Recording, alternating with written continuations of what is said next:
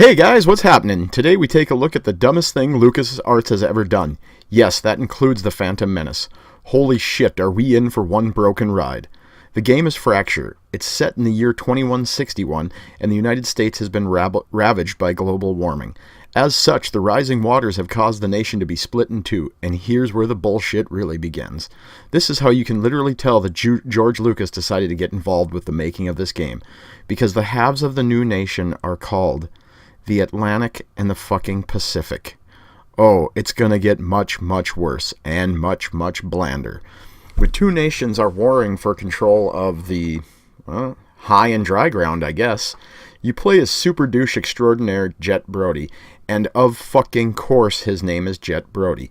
This in fact was a change. The developers originally wanted the protagonist to be named Mason Briggs. However, Lucas stepped in and said, no, I picture this character being fast and being able to move around the battlefield quickly. Okay, fine, that's not such a bad idea. However, Georgie Porgy wanted to name him BJ Dart. The developers acquiesced and met George at a middle ground and went with Jet Brody. And hey, he was the boss at LucasArts after all. However, get ready for some more generic sci-fi bullshit. You'll start out on Alcatraz Island as the game is takes place in San Francisco. You're there to test out the new weaponry at the Atlantic Army's disposal. Most of it is your standard normal assault rifle, shotgun, sniper rifle, pistol, grenade launcher nonsense. However, the lone saving grace are the terraforming weapons. In other words, you can adjust the landscape around you. It is far cooler than said than actually done. I mean, yes, all of it functions. It never really goes beyond creating tunnels to access buildings and raising dirt mounds to create cover or advance to a higher level of a building. Some of the grenades have terraforming functions, like creating a spike tower that can lay waste to lots of enemies at once. But again, it's much cooler said than actually seeing it done. Jet, the professional douche rocket Brody, is about as compelling as a lead character as a plate of overcooked wet spaghetti. This is a running theme amongst the latter period LucasArts games. George Lucas would be hands-off for the majority of a project, and then he'd come in at some point during said development and lay down his list of ideas. That's when everything would go all pear-shaped. We nearly saw this exact same thing happen to the Force Unleashed games.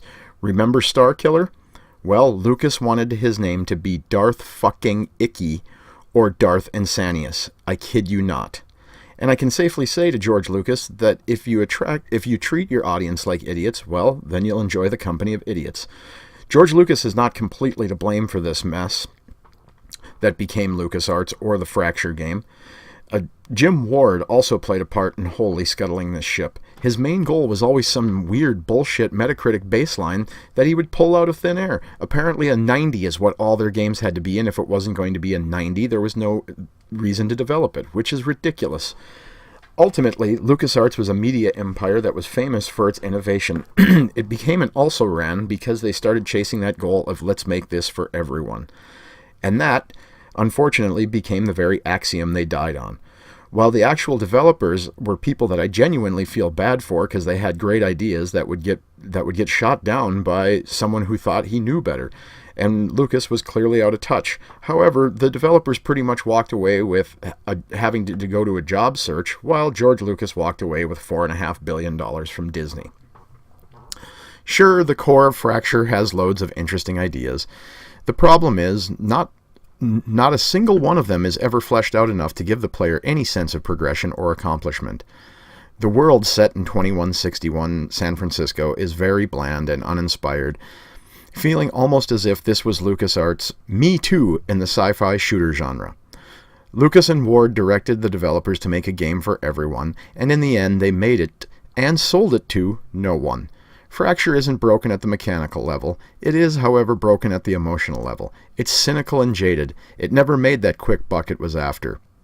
This stupid shooter rates dumber than naming a Sith Lord Darth Icky. We'll see you next time on Slightly Stupid Shooters. Thanks for watching, guys.